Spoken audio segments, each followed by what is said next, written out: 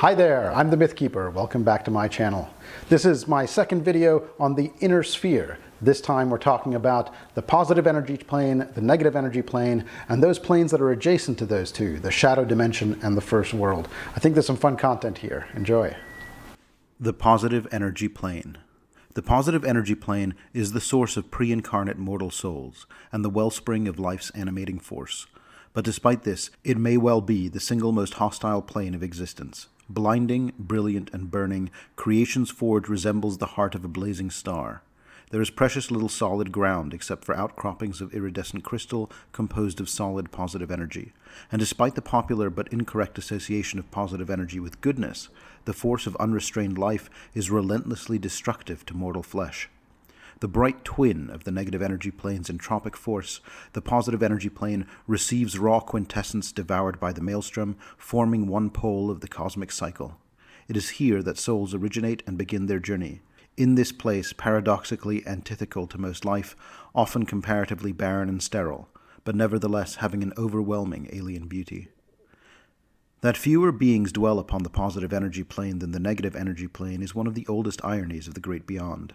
At least, on the negative energy plane, undead can dwell and prosper, but on the positive energy plane, the opposite does not hold true. Living creatures are bolstered and energized by brief exposure to the positive energy plane, but those who stay too long are quickly overloaded by raw life force, and perish as their souls are reabsorbed and recycled. Despite this inhospitable feature, a few forms of life have managed to adapt and even flourish in this overwhelming plane. The Danavas. Danavas are the eldest of the Titans, chained for eons beneath the deepest waves of the endless seas. Danavas resemble thick, muscular humans reaching heights of 75 to 100 feet and weighing up to 200 tons, with red-brown skin and wheel-sized eyes that lack pupils. They wear ornate crowns and are covered in resplendent armor. It is said Danavas were originally tasked by the gods with policing the forces that shape the cosmos, but ultimately proved too severe and unflinching. The first Danavas came to the positive energy plane near the dawn of creation itself, and though they are among reality's oldest denizens, today they are met with abhorrence and hatred by other natives of the plane. In fact, the presence of the few Danavas in creation's forge, and in the void as well, may in fact be what sparked Jyoti's antipathy towards the divine. Speaking of which, the Jyoti. Often erroneously called phoenix-kin, Jyoti are the most populous natives of the positive energy plane. They appear as radiant humanoid birds with glowing auras, but unlike phoenixes, which are benevolent magical beasts, Jyoti are cold, secretive, and exceptionally xenophobic. They have a severe antipathy and distrust of the divine. They dwell in towering cities grown of luminous living crystal, and they are the guardians and stewards of this plane, and they see themselves as protectors and even cultivators of the furnace's pre-incarnate souls. Jyoti are not born, nor do they age. They form spontaneously from their plane's raw and burning essence, and their subsequent activities help to keep the cosmic cycle of souls flowing. More than anything, Jyoti abhor negative energy and those who use it, whether directly or indirectly. Yet, rather than being an antipathy born of rival energies, Jyoti's relationship with the Skadinars of the negative energy plane is strangely complicated. Scholars suspect a deep and opaque history exists between the two races. Jyoti view the Skadinars not as enemies, but as objects of profound pity, and they embrace the act of destroying them as a mercy. The Manasaputras. Manasaputras manifest when the reincarnated soul of a mortal who sought perfection and spiritual transcendence in life merges with the raw energy of life itself. Shedding the bonds of mortality, these souls continue on in their forms, seeking to guide other mortals through the same difficult trek towards enlightenment. Manasaputras share a mutual respect with Jyoti, who temper their instinctive xenophobia when they meet. Manasaputras welcome visitors, and their acceptance and hospitality typically is accompanied by lessons geared towards the visitor's spiritual maturation and enlightenment. The greatest Manasaputras seek out the wisdom of a mysterious present they call the Logos, a present some equate with the same ill-defined object of the eons worship, and perhaps also that which the Jyoti claim tasked them with the guardianship of souls. Of the three, only the Manasaputras ever discuss the subject with others, but their teachings come in the form of personal quests geared towards guiding scholars to come to their own conclusions, rather than simply imparting answers. Turuls. The relationship these gargantuan and powerful avian outsiders have with the Jyoti is a curious one. Some believe the two races to be different incarnations of the same genesis, with others going a step further, suggesting Turuls represent a higher form of reincarnation than Jyoti. Neither Turuls nor Jyoti speak of the matter. Often a Turul can be found dwelling among Jyoti, living alongside them atop great spires of crystals and acting as protectors and advisors, even though Jyoti tend to ignore their presence. More often, however, Turuls prefer isolation. They often watch over places where the boundaries between the material plane and the positive energy plane wear thin, roosting amid great crystalline trees or vast mountains of force. While moody and haughty, Turuls often select mortal communities and pose as divine figures or beings of prophecy, working to manipulate and shepherd material plane society towards mysterious goals. Pre-incarnate souls. Pre-incarnate souls have no sentience and are more akin to a form of energy than to distinct creatures, as it is the process of life itself that shapes a pre-incarnate soul into an actual soul. At most, a pre-incarnate soul acts like a natural force with a minor tendency to mirror the actions of living creatures, moving and flowing with a semblance of life and organization, but that is more an illusion. New pre-incarnate souls are constantly manifesting and are almost impossible to destroy. Despite these facts, Jyoti are ferociously protective of pre-incarnate souls and act like shepherds where they gather, nurturing and singing to them as they slowly mature during their migration towards life on the material plane. Radiant creatures. Radiant creatures are mortal creatures who have been destroyed by the overwhelming fury of the positive energy plane's energies. Normally, the soul of such creatures are expelled into the River of Souls and travel to the Boneyard for judgment. But occasionally they are instantaneously reincarnated as radiant creatures, glowing incarnations of their previous forms infused with positive energy. Locations. Due to the positive energy plane's brutally inhospitable nature for most creatures, it provides an exceptionally secure location to secrete away artifacts, go into hiding, or otherwise escape the attention of one's enemies, even if those enemies are divinities. Others seek the plane's mysteries out of curiosity about the nature or meaning of life. Regardless of travelers' reasons, they will find few locations of relative safety and stability in the positive energy plane, the most significant of which are explored here. Arudrelisir. The largest and best-known Jyoti city, Arudrelisir is a great drifting lattice of iridescent crystal whose borders stretch between and connect clusters of smaller outlying structures, all in a web of breathtaking beauty. Each cluster acts as a prism, scattering the plane's radiance into a cascading stream of colors as the city rotates in place. Arudrelisir is anchored around a central ring of jagged crystalline towers, surrounding a natural portal leading to the heart of a great blue-white star on the material plane. The star's light periodically flashes into the city itself, reflecting and refracting with its myriad structures. Visitors to the city are few, and Jyoti sentinels dissuade most who approach with warnings of violence. Attempts to circumvent Jyoti patrols via teleportation effects are doomed to failure, for unsanctioned teleportation into Arudrelisir results in redirection into a sequestered prison chamber within the city, where trespassers are dealt with on a case-by-case basis. Typically, an apology and payment of tribute earns release and a swift escort out of Arudrelisir, assuming the attempt to enter was not malicious. Arudrelisir's leader is a towering Jyoti with glimmering emerald and white plumage named Vensirisen. The Dominion of Kasathras. Mentioned only vaguely in esoteric texts, scholars debate the precise syntax and meaning of the name Kasathras, uncertain whether it refers to a single entity that created the dominion or an archaic title. Visitors report wildly different details, with some speaking of a mountain paradise drifting through the burning void, and some of a labyrinth of beautifully sculpted crystal, and still others of a place that drew upon their shame and failures, projecting manifestations of those things to test them. All of those are correct, for in truth this realm is the shared divine realm of the Manasaputra Kumaras, and they often change the Dominion's appearance or even very purpose to suit their needs, reacting to visitors in ways that might bring them enlightenment. Most who discover the Dominion aren't consciously seeking enlightenment, and so their experiences are difficult, often deadly trials intended to steer them away from paths of destruction. The responsibility of meeting visitors at the Dominion's gates and judging their worth is shared by all 7 Kumaras, but the forms they take vary wildly depending on the nature of the visitation. The Garden. Adjacent to a trio of Jyoti cities and curiously nestled within a minor positive dominant region of the positive energy plane is a massive flat outcropping of luminous crystal harboring the garden. Sprouting from the edifice in orchard-like rows are a massive number of redwood-sized crystalline flowers. Each enormous flower is unique in shape and color and glows with a fierce internal light. Some flowers blaze, some flicker like the guttering of a dying candle, and some stand dark as if snuffed. their petals bearing witness only to past glories. The flower's precise utility and nature is largely opaque to those not counted among the guardian Jyoti, and they bar even other Jyoti from the garden's boundaries. The rare observers who manage to sneak in claim that the garden's guardians occasionally harvest seeds, pollen, or various nectars from the flowers, their use potentially fantastic, but thus far tantalizingly out of reach. The Prismatic Vault. Despite their xenophobia, Jyoti have been known to enter into bargains with divine representatives, powerful heroes and nefarious villains to take possession of artifacts, relics, and even prisoners. The positive energy plane's isolation and dangerous environment provide excellent conditions for safeguarding or imprisoning such things, and the Jyoti have watched over countless such objects, or persons, for millennia. The conditions under which Jyoti agree to serve as jailers or keepers of powerful artifacts vary, and are subject to their often mercurial whims. They certainly don't seem to favor good or evil, or law over chaos when such decisions are made. The Titan's Prison. Hidden in the positive energy plane lies the end result of a forgotten deity's early meddling in the cycle of souls. The Jyoti response was brief and terrible, displaying a capacity for organization and violence so far beyond their typical xenophobia, it resembles nothing so much as religiously sanctioned crusade. And while records of this tumultuous conflict are largely lost, one very real physical legacy still floats within the dazzling depths of the positive energy plane. Drifting through the brilliant expanse is a vast crystalline globe adorned with great spindles of solidified positive energy, each spelling out in burning text the following words in the Jyoti tongue: abomination, unwelcome, and unwanted. This is the Titan's prison.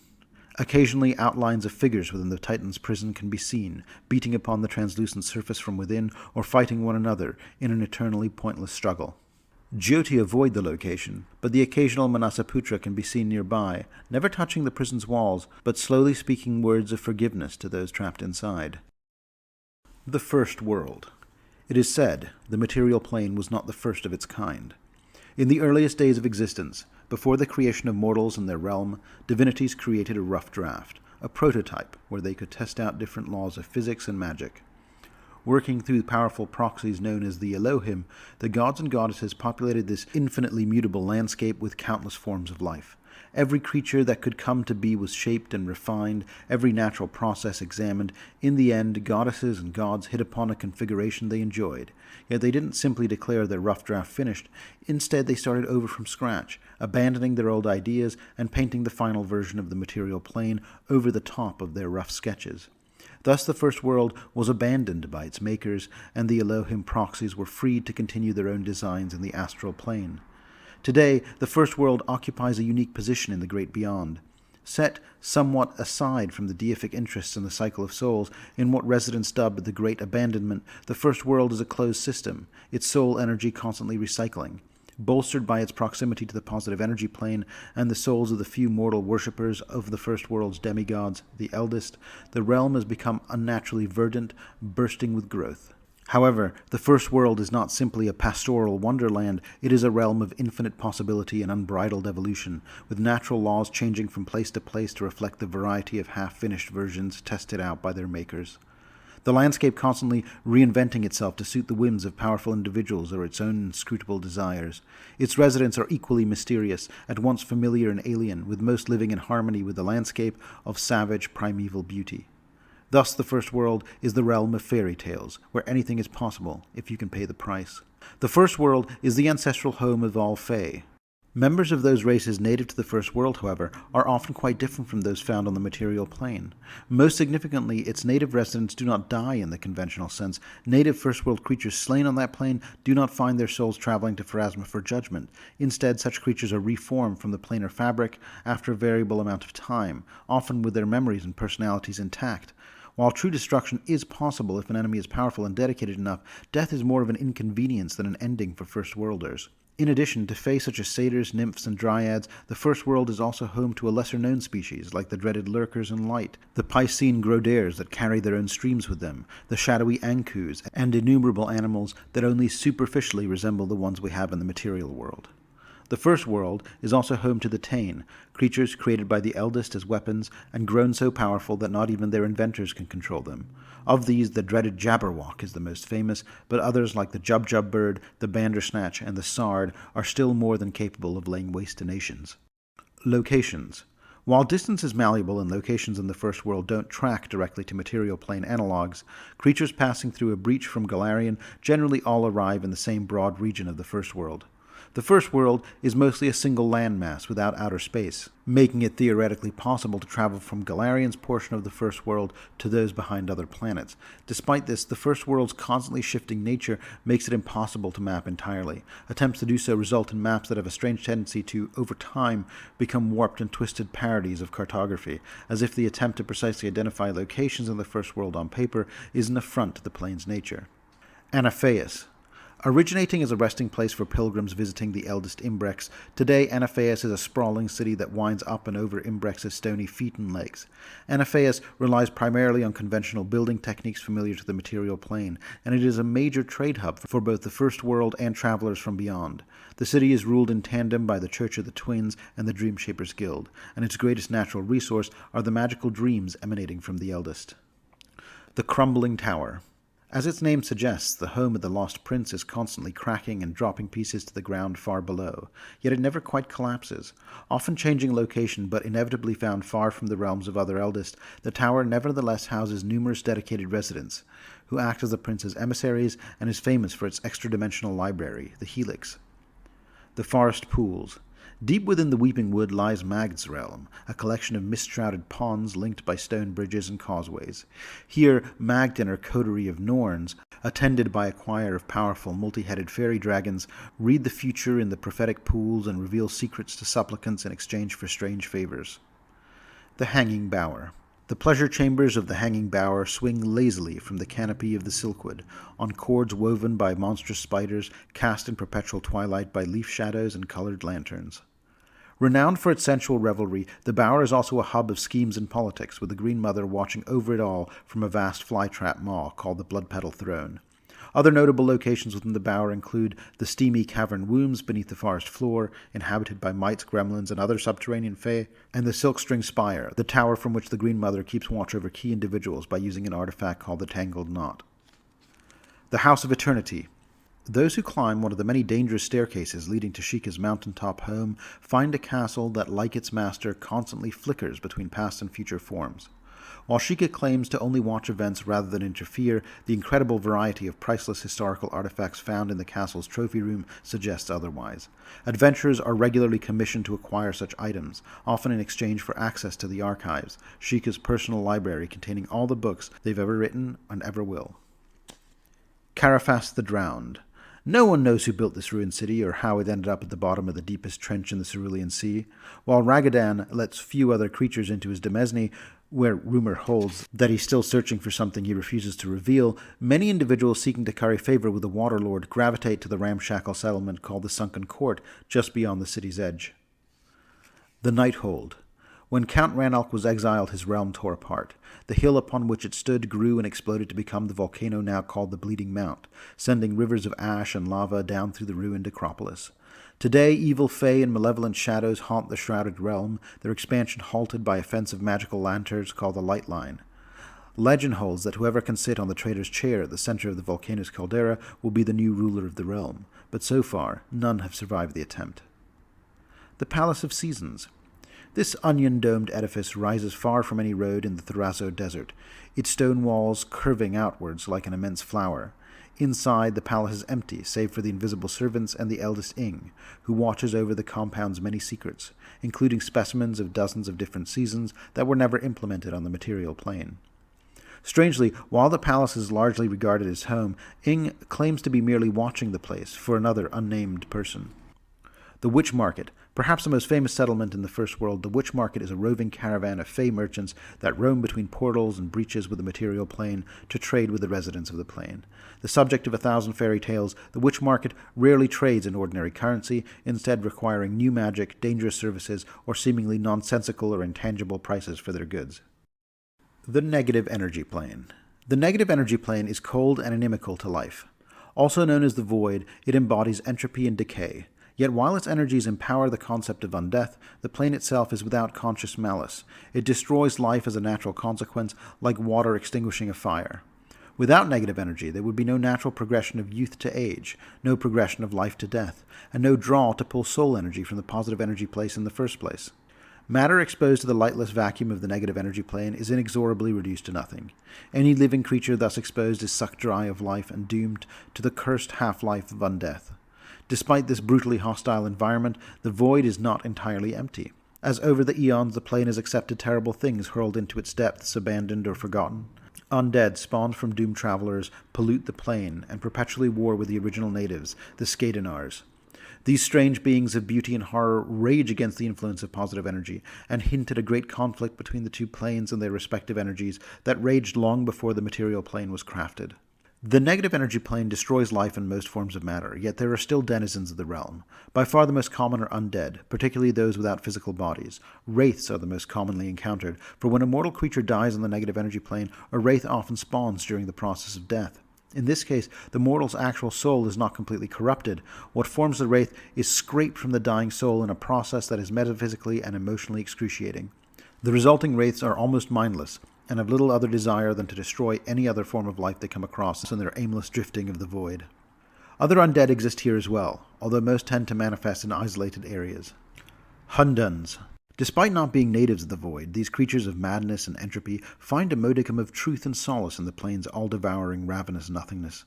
For ages at a time they perch atop precipices, overlooking the emptiness, basking in the negative energies exuded by the realm, and contemplating entropy for eons before moving on to other mysterious tasks. Oblivions. These colossal oozes form spontaneously amid the deepest and darkest regions of the void, shapeless monsters hatched from dark and hungry eggs. Scholars debate whether oblivions are the natural consequence of something intrinsic to the negative energy plane, or if they are instead the result of an ancient Skadinar manipulation of their realm. While it's true that oblivions preferentially form near Skadinar crystalline constructs, like apocalyptic fruit budding from dark, jagged trees, they ultimately exhibit neither allegiance nor antipathy towards Skadinars. The Skadinars. Perhaps the eldest children of the negative energy plane, Skadinars resemble gargoyle-like humanoids composed of jagged phosphorescent purple glass. In the void's depths, where the density of negative energy reaches a point of hypersaturation, beautiful but deadly snowflake-like structures form before collapsing back into entropy. While they exist, these manifestations of negative energy produce new Skadinars.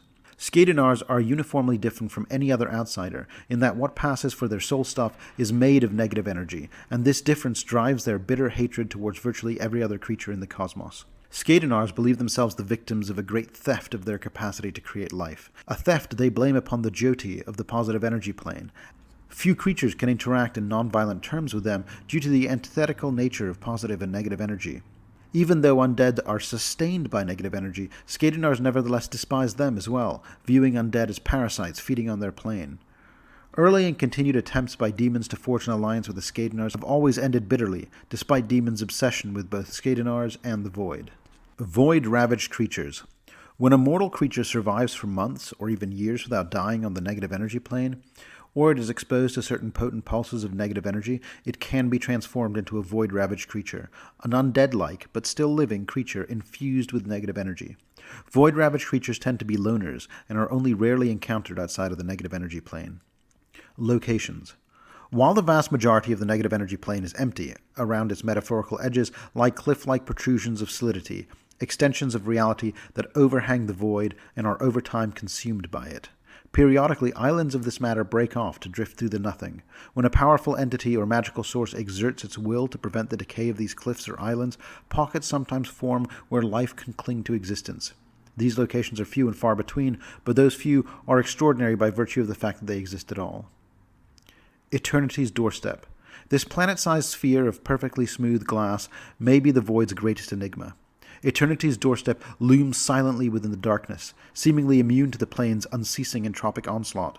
No damage marks its exterior, but at evenly spaced intervals it bears an inscribed refrain in thousands of languages. What you think of as life is a great deception. The faithful have already been claimed, taken and saved. You are ours.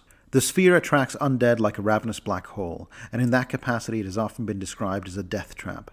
Once captured, in its tidal forces, incorporeal undead are dragged within the sphere's mass and vanish forever, while those with bodies are stripped of their animating spirits, leaving behind empty vessels swiftly reduced to ash, and finally to nothingness by the power of the void.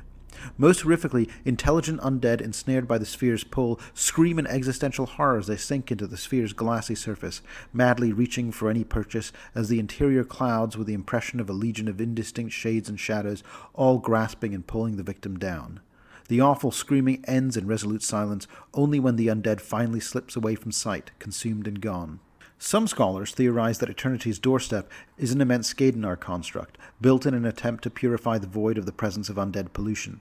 But others doubt the hypothesis. The sheer scale and power of the sphere seems to be beyond anything but the most powerful of the divine to craft.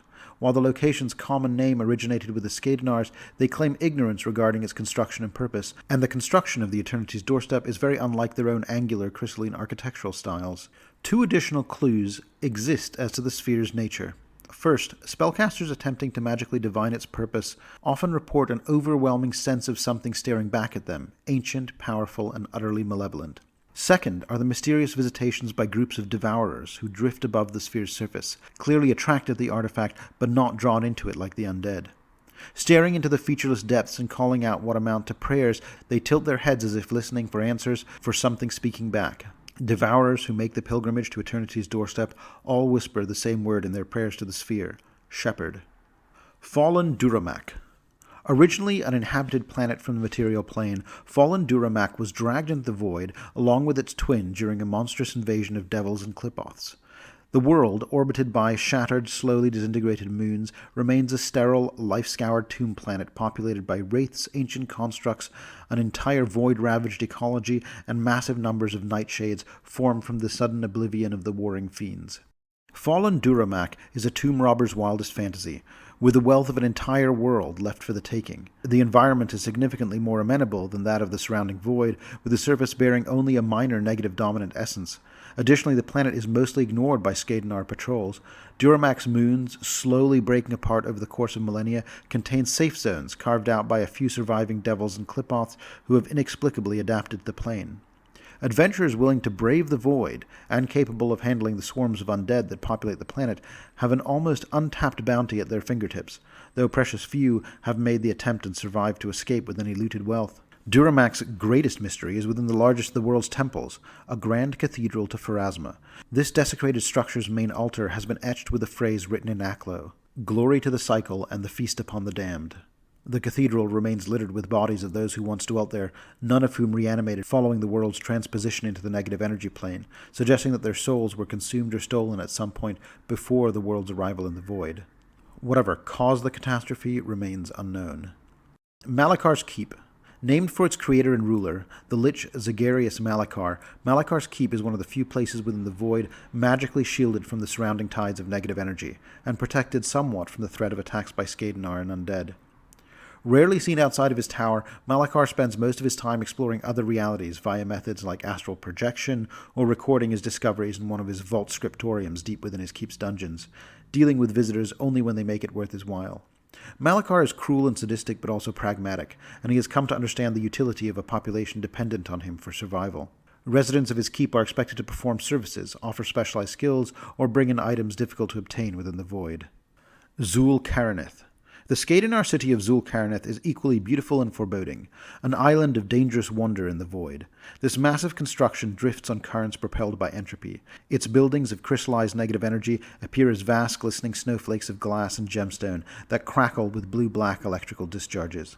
The air in Zul-Karanith hums with an eerie sound of muted chimes and the bizarre call and response of vast Skadenar flocks, while spheres of annihilation bud like fruit from tree-like structures grown to offer protection against the undead. Zul-Karanith is ruled by Gezul-Skendrian, a terrible creature seemingly formed from the fusion of 3 distinct Skadenars. Zul-Karanith contains 5 portals leading to and from separate points on the material plane, each set with a glittering monument of black and gleaming crystal, and leading to remote worlds the Skadenars have secretly colonized, either to observe potential allies of convenience in the Dark Tapestry or for other more sinister reasons. The Shadow Plane. A disorienting expanse cloaked in never-ending night, the Shadow Plane is a dark, twisted mirror of the material plane. It exists as an insulating layer between the material plane and the negative energy plane, and it overlaps the material plane much as the ethereal plane does, though its actual reaches are warped and distorted. Darkness covers the plane, yet shadows cannot exist without light. There is no day-night cycle in this world. The ambient light remains constantly at dim illumination, indoors or out, but the source of this illumination is never apparent. Shadows shift and move on their own, as if the source of this mysterious light were constantly and randomly changing. While the perpetual gloom mutes most traces of color from the plane, it doesn't draw away heat, and thus the shadow plane remains relatively comfortable to most creatures. As a distorted reflection of the material plane, the shadow plane features many locations similar to those on Golarion, and elsewhere, but those counterparts are altered, sinister, and strange by comparison. Overhead is an endless expanse of perpetual night, devoid of any moon, stars, or even clouds, a sooty gloominess so endless it becomes claustrophobic. Despite the perpetually dim nature of the shadow plane, it supports a surprising variety of life. Several types of plants have developed in the shadows, all of them eerie, twisted, and colorless reflections of species found on the material plane. Likewise, animals suited to the darkness prowl the plane, from shadows and shadow mastiffs to gloomwings, umbral dragons, tenebrous worms, and various nightshades. Sentient species also make their home on the shadow plane, but few are welcoming to visitors from other realities. Dizariacs. Dizariacs appear somewhere between humanoid and termite, with elaborate luminescent patterns across their bodies. These colorful exoskeletons are strangely unaffected by the shadow plane's penumbral gloom. Dizariacs maintain a complex social structure, most of it hidden within their extensive, partially underground cities, lit through a combination of alchemical and illusory lighting, and the creature's own natural bioluminescence. Fetchlings.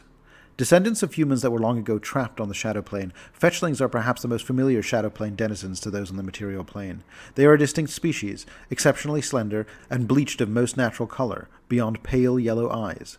But many fetchlings value extraplanar pigments to dye their hair in striking colors when visiting other worlds. Obes. The mysterious obes, floating humanoid torsos draped in shadows darker than those of the plane around them, are the least understood of the shadow plane's denizens.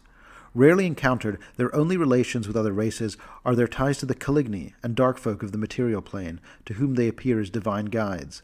The most disturbing legends speak of the possibility that the Obes may be all that remain of a long-forgotten pantheon of demigods, a pantheon that may be gathering power once again. Svartalfars. A race of Fae remarkable in that they are native to the shadow plane, Svartalfars were long ago exiled here from the First World. In the countless ages since, they have formed into powerful clans of assassins, hiring their services to anyone who can pay the esoteric fees they demand, typically arcane secrets, occult lore, and obscure information about the First World. No one has ever catalogued the number of vast underground libraries the Svartalfars maintain, hidden away throughout the shadow plane, though certain groups, fearing that the creatures are planning a terrible revenge upon those who force them out, would pay dearly to learn more. Velstrax, or Chitons.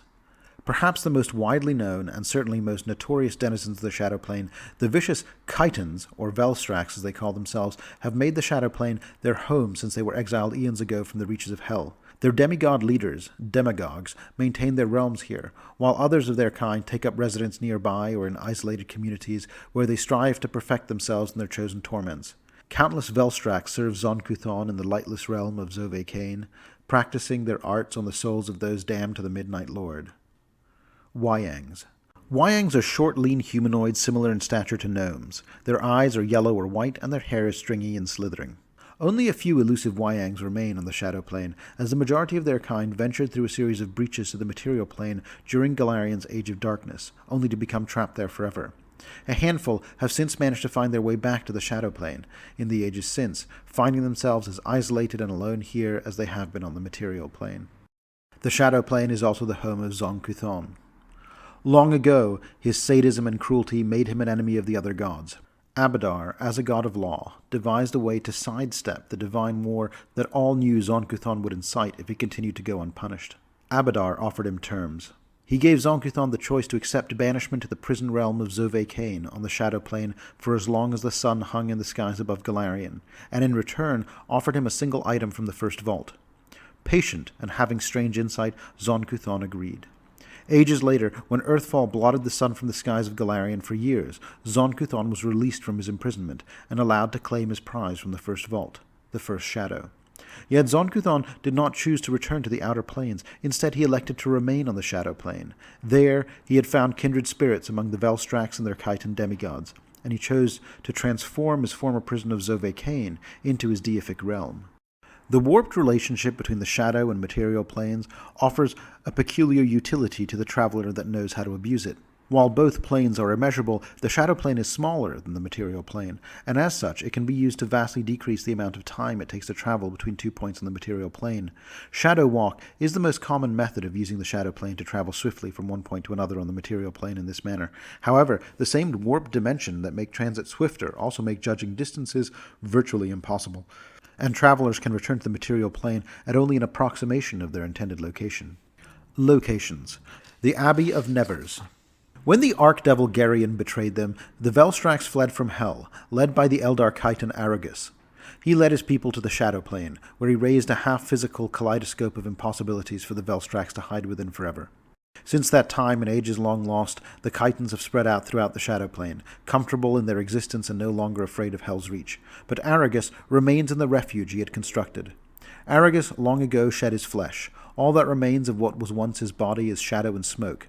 He inhabits armor as needed for his rare journeys beyond the walls of his home, but his essence has essentially become the Abbey of Nevers, and those who dare visit the largely abandoned, sprawling edifice would do well to tread carefully as they explore what are essentially the entrails of a Chiton demigod. The Forsaken Bastion. As mysterious as the Obes themselves, this glassy stone keep baffles those who happen upon it. Its sheer walls bear no doors or windows. Presumably the Obes use their spell-like abilities to pass through the walls. Rumors tell of visitors entering the stronghold and never returning, though it's never clear whether their passage involves illusion-cloaked doorways or teleportation, or if the rumors are in fact just rumors and there are no visitors. Light here is even further suppressed than elsewhere on the plane, with only occasional flicker of the Obes' own summoned light atop the walls breaking the near-impenetrable gloom. A group of planar scholars has remarked upon some architectural similarities between the Forsaken Bastion and the Varisian city of Kermaga, but no other connection has been found between the two. Shadow Absalom. While some shadow plane reflections of material plane cities exist only as twisted ruins, some instead thrive, drawing visitors and acting as waypoints for planar travelers.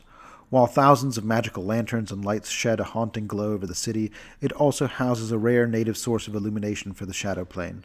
Where the Starstone Cathedral in Absalom on the material plane guards the powerful Starstone, the cathedral's shadow counterpart holds a great beacon of brilliant white light, a permanent portal out of the shadow plane.